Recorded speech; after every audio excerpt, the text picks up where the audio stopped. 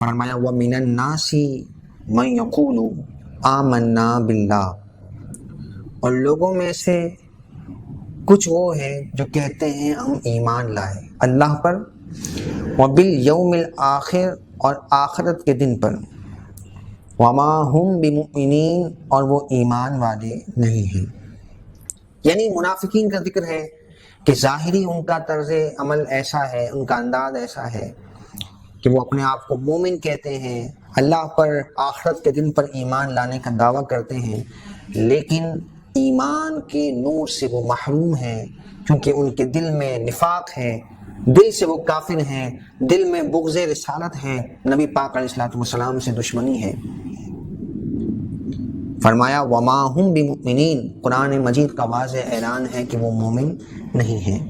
یخادعون اللہ والذین آمنوا، وہ اللہ کو دھوکہ دینا چاہتے ہیں اور ایمان والوں کو۔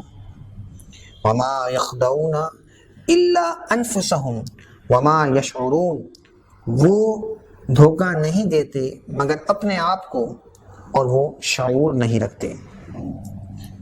یہاں پر غور طلب بات یہ ہے کہ منافقین نے نبی پاک علیہ السلام کو اور اہل ایمان کو دھوکہ دینے کی کوشش کی، لیکن قربان جائیے اللہ رب العالمین نے اپنے محبوب سے کیسی محبت کا اظہار فرمایا کہ جن منافقین نے محبوب علیہ السلام کو دھوکہ دینے کی کوشش کی، اللہ فرماتا ہے کہ وہ اللہ کو دھوکہ دینا چاہتے ہیں۔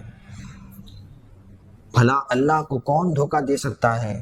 رب العالمین نے ان منافقین کے احوال سے پیارے آقا علیہ السلام کو باخبر کیا، اور وہ منافقین ذلیل و رسوا ہوئے۔ فرمایا کہ وہ اپنے آپ ہی کو دھوکہ دیتے ہیں اور وہ شعور نہیں رکھتے۔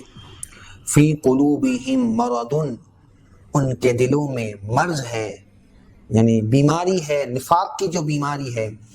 فزادہم اللہ مرضا، تو اللہ نے ان کے مرض کو اور بڑھا دیا۔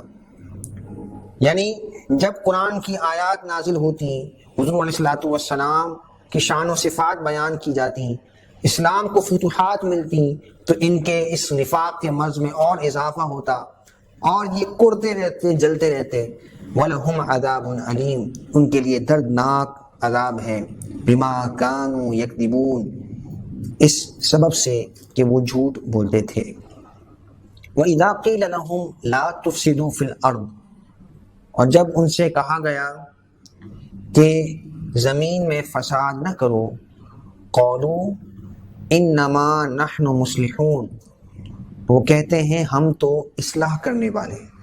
یعنی فساد کرنے کے باوجود بھی جب فساد سے انہیں روکا جاتا، تو ان منافقین کا یہ طرز عمل ہے کہ وہ کہتے ہیں ہم تو اصلاح کرنے والے ہیں۔ الا انہم هم المفسدون، سن لو بے شک وہی فساد کرنے والے ہیں۔ ولکن لا یشعرون، لیکن وہ شعور نہیں رکھتے۔ وَإِذَا قِيلَ لَهُمْ آمِنُوا كَمَا آمَنَ النَّاسُ، اور جب ان سے کہا گیا کہ ایمان لاؤ جیسے لوگ ایمان لائے۔ لوگ سے یہاں مراد صحابہ ہیں، اور صحابہ کے طرز عمل کے مطابق انہیں ایمان لانے کا حکم دیا گیا۔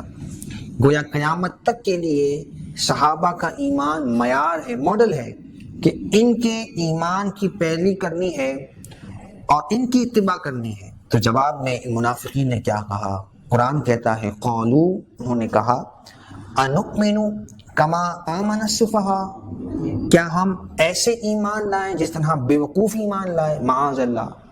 صحابہ کرام علیہم رضوان جن کو قرآن میں معیار ایمان بتایا گیا، یعنی ایمان جو اللہ کی بارگاہ میں قابل قبول ہے، وہ صحابہ کے طرز عمل کے مطابق ان کے ٹریک پر چلتے ہوئے جو ایمان ہو وہ قابل قبول ہے۔ لیکن یہ منافقین نے صحابہ کے متعلق کہا کہ تو بے وقوف ہیں۔ قرآن کہتا ہے الا انہم هم السفہاء، خبردار بے شک وہی بے وقوف ہیں، ولکن لا یعلمون، لیکن وہ نہیں جانتے۔ قرآن مجید فرقان حمید نے منافقین کے جو یہ احوال بیان کیے، اس سے ہمیں یہ سیکھنے کو ملتا ہے کہ ہر وہ شخص جو قرآن مجید فرقان حمید کا نام لینے والا ہو، اسلامی لبادہ اوڑے ہوئے ہو، وہ قابل تقلید، قابل اتباع نہیں ہے، بلکہ ہمیں یہ دیکھنا ہوگا کہ کہیں ایسا تو نہیں ہے کہ وہ اسلام کا نام لے کر مسلمانوں کو گمراہ کرنا چاہتا ہے اور صحابہ کرام علیہم الرضوان کے طریقے سے مسلمانوں کو ہٹانا چاہتا ہے، اور جو صحابہ کے طریقے پر عمل کرنے والے ہیں انہیں بے وقوف سمجھتا ہے، مشرک کہتا ہے یا انہیں گمراہ سمجھتا ہے۔ تو یہ قرآن مجید فرقان حمید نے واضح فرق قائم کر دیا کہ اگر ایمان صحابہ کرام علیہم الرضوان کے ایمان کے مطابق نہیں ہے تو یہ ایمان قابل قبول نہیں ہے، اور صحابہ کے ایمانوں کا اگر آپ نچوڑ اور خلاصہ نکالیں تو ہر صحابی کی زندگی کی شان وراء الورا ہے، ہر ایک کے اپنے فضائل ہیں، لیکن مجموعی طور پر تمام صحابہ کی زندگیوں کا نچوڑ نکالیں تو سب کی زندگی میں ایک چیز مشترک ہے، کامن ہے، کہ ادب رسول اور عشق رسول صلی اللہ تعالیٰ علیہ وآلہ وسلم سے ان کی زندگیاں بھرپور ہیں۔ اسی وجہ سے صحابہ کا طرز عمل کیسا تھا کہ وہ نبی پاک علیہ الصلوۃ والسلام کے وضو کا پانی بھی استعمال شدہ زمین پر نہیں آنے دیتے تھے، حالانکہ کوئی صحابہ سے پوچھے کہ یہ کون سی آیت میں لکھا ہے یا حضور نے کب ایسا حکم فرمایا ہے، لیکن یہ عشق کا انداز ہے کہ عشق جو ہے وہ پوچھ کر نہیں کیا جاتا، بلکہ جس سے محبت ہو اس کی ہر چیز سے محبت ہوتی ہے، اس کی ہر نسبت سے محبت ہوتی ہے، اور یہ کامل محبت صحابہ کرام علیہم الرضوان نے کر کے دکھائی۔ اس کی وجہ سے ان کے ایمان کو قرآن مجید فرقان حمید نے ماڈل اور معیار مقرر کیا۔ فرمایا وَإِذَا لَقُوا الَّذِينَ آمَنُوا قَالُوا آمَنَّا، اور جب وہ ایمان والوں سے ملتے ہیں کہتے ہیں ہم ایمان لائے۔ وَإِذَا خَلَوْا إِلَىٰ شَيَاطِينِهِمْ، اور جب اپنے شیطانوں کے پاس اکیلے ہوتے ہیں، یعنی جو کافر ان کے سردار ہیں تو ان کے ساتھ جب تنہائی میں منافقوں کے سردار جب بیٹھتے ہیں، ان کی مجلس میں جب وہ بیٹھتے ہیں تو کہتے ہیں قالوا انا معکم، بے شک ہم تمہارے ساتھ ہیں، انما نحن مستہزئون، ہم تو یوں ہی مذاق کرتے ہیں۔ یعنی اہل ایمان کے سامنے جا کر ایمان کا دعویٰ کرنا اور پھر اپنے آپ کو مسلمان ظاہر کرنا اور تنہائی میں بیٹھ کر اسلام کے خلاف سازشیں کرنا، یہ منافقین کا طریقہ رہا، اور یہ ہر دور میں منافق آتے رہے جنہوں نے اس انداز سے اسلام کو نقصان پہنچایا۔ اللہ یستہزئ بہم ویمدہم فی طغیانہم یعمہون، اللہ انہیں ان کے مذاق کا بدلہ دے گا۔ وَيَمُدُّهُمْ فِي طُغْيَانِهِمْ، اور اللہ انہیں ڈیل دیتا ہے، فی طغیانہم یعمہون، وہ اپنی سرکشی میں بھٹک رہے ہیں۔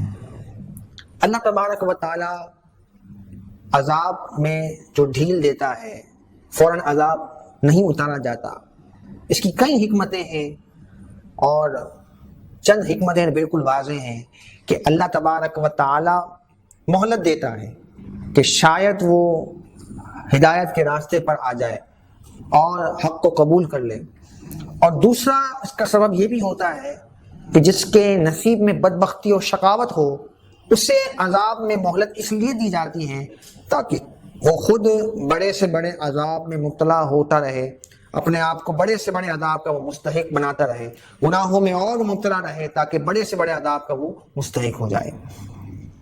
اولئک الذین اشتروا الضلالۃ بالہدی، یہی لوگ ہیں جنہوں نے گمراہی کو ہدایت کے بدلے خرید لیا۔ یعنی ایک طرف ہدایت بالکل ان کے قریب تھی لیکن انہوں نے گمراہی کو خریدا، گمراہی کو حاصل کیا، ہدایت کو چھوڑ دیا، یعنی ایمان ظاہری طور پہ اختیار بھی کیا لیکن دل سے وہ مسلمان نہ ہوئے۔ فما ربحت تجارتهم وما كانوا مهتدین، تو ان کی تجارت نفع بخش نہ ہوئی اور نہ وہ ہدایت یافتہ ہے۔ یعنی یہ بڑا گھاٹے کا سودا ہے کہ ہدایت کے اتنا قریب آ کر وہ ایمان کے نور سے محروم ہو گئے۔ یعنی حضور علیہ السلام کو قرب بھی حاصل رہا اس زمانے میں. حضور کے زمانے کے لحاظ سے اگر بات کی جائے تو منافقین حضور کے پیچھے نمازیں بھی پڑھتے, اتنا حضور کے قریب ہونے کے باوجود بھی ہر وقت حضور کا دیدار بھی کرتے, لیکن ایمان کے نور سے محروم رہے. مثلہم کمثل الذی استوقد نارا, ان کی مثال اس کی طرح ہے کہ جس نے آگ کو روشن کیا. فلما اضاءت ما حولہ ذهب اللہ بنورہم وترکہم فی ظلمات لا یبصرون, اور جب اس کا ارد گرد ماحول روشن ہو گیا تو اللہ لے گیا ان کے نور کو اور انہیں اندھیروں میں چھوڑ دیا. لا یبصرون, وہ کچھ نہیں دیکھتے. یعنی مثال سے منافقین کی کیفیت کو بیان کیا گیا.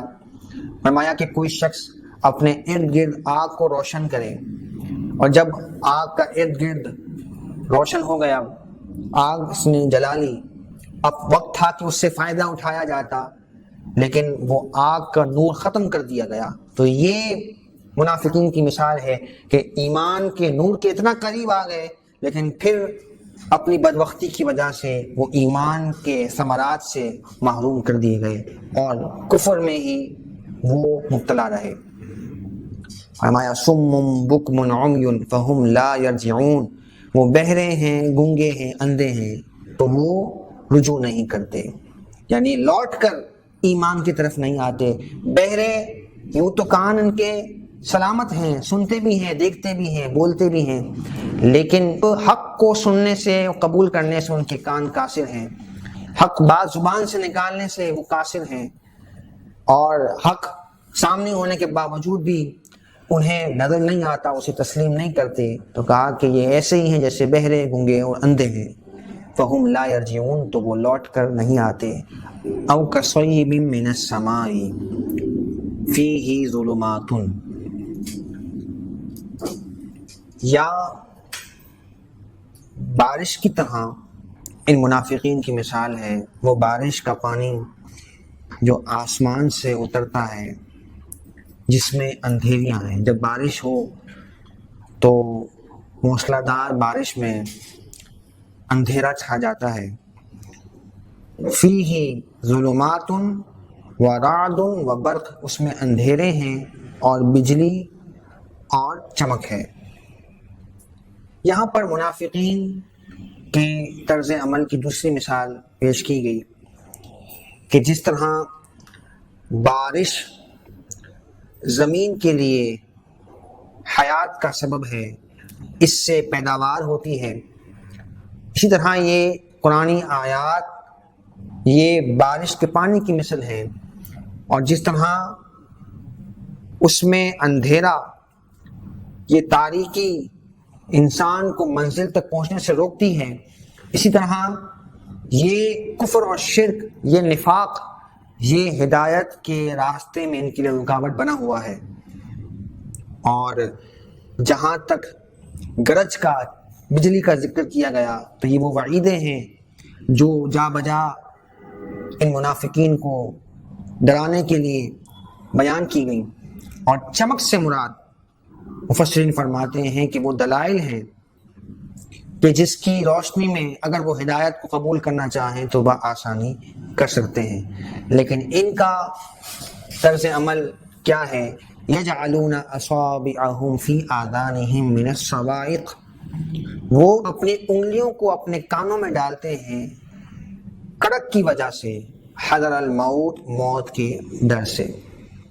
یعنی یہ اس ہدایت کو قبول نہیں کرتے اور اپنے کانوں کو بند کر کے اس ہدایت کی چمک سے اور وعیدوں کے احکامات اور ان کی تفاصیل سے اپنے آپ کو دور رکھتے ہیں.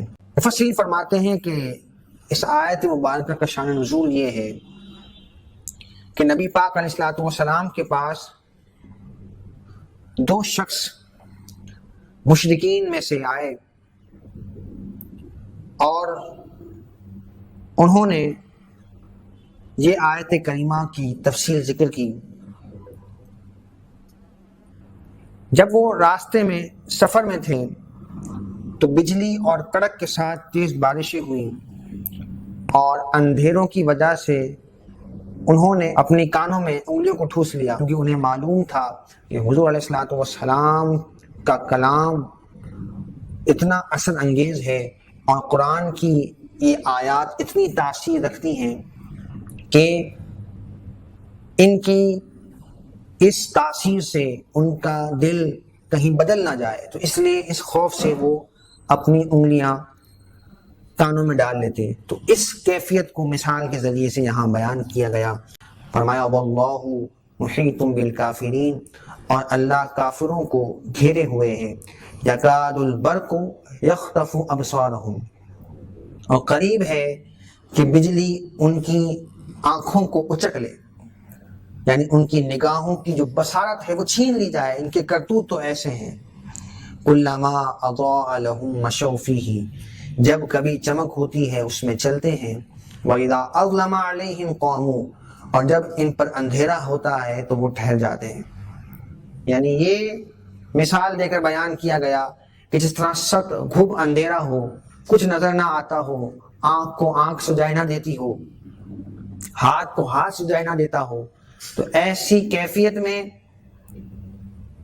ان منافقین کا طرز عمل مثال سے بیان کیا گیا کہ اندھیرے میں چمک جب نظر آتی ہے تو وہ چلنے لگ جاتے ہیں، اور جب اندھیرا چھاتا ہے تو وہ ٹھہر جاتے ہیں۔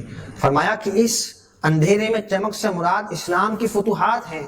جب انہیں اسلام کا غلبہ اور فتوحات نظر آتی ہیں تو وہ اسلام کے قریب ہو جاتے ہیں، مسلمانوں سے وفاداریوں کا اظہار کرتے ہیں، اور جب سخت اور کڑا وقت ہوتا ہے تو وہ اسلام سے دور ہو جاتے ہیں اور اسلام سے بیزاری کا اعلان کر دیتے ہیں۔ تو یہی طرز عمل منافقین کا ہر دور میں رہا کہ جب سخت وقت آیا، مشکلات آتی، تو اسلام سے بیزاری کا اعلان کر دیتے۔ وَلَوْ شَاءَ اللَّهُ لَذَهَبَ بِسَمْعِهِمْ وَأَبْصَارِهِمْ، اور اگر اللہ چاہتا تو ان کے سننے اور دیکھنے کی قوت کو لے لیتا، چھین لی جاتی۔ کرتوت ان کے ایسے ہیں لیکن انہیں مہلت دی گئی، شاید وہ اپنی حرکتوں سے باز آ جائیں اور اللہ تبارک و تعالیٰ کی ہدایت کو قبول کر لیں۔ ان اللہ علی کل شیء قدیر، بے شک اللہ ہر چاہت پر قادر ہے۔ رب العالمین ان آیات کی ہمیں برکتیں نصیب فرمائے۔